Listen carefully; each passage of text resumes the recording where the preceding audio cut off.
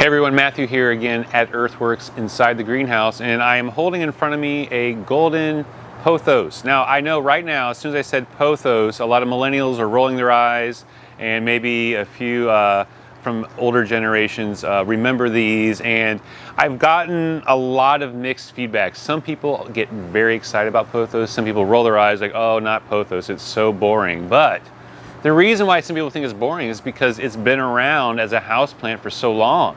And there's a reason for that. It is amazing. It is easy to grow and it's very dramatic, and there are many varieties. I have 1, 2, 3 varieties in front of me here. I have another one around the corner, but there are like 4, 5, 6 different varieties, and each one has a different leaf color. Some of them are blotchy, some are variegated, some are golden like this, some are green.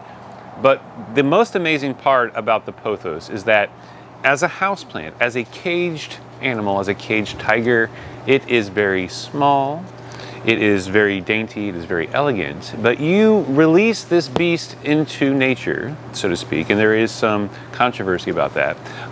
But in the ground, this thing is a glorious, gigantic, tropical and subtropical vine that will climb to the tops of trees, you know, maybe 100 feet tall, and the leaves get gigantic.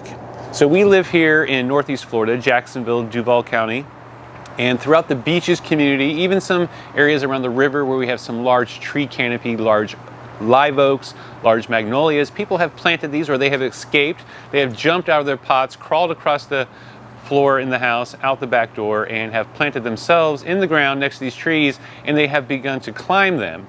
And once they begin to put their roots in the ground and spread, their leaves will balloon up. I've seen them like almost 3 feet long and a couple feet wide.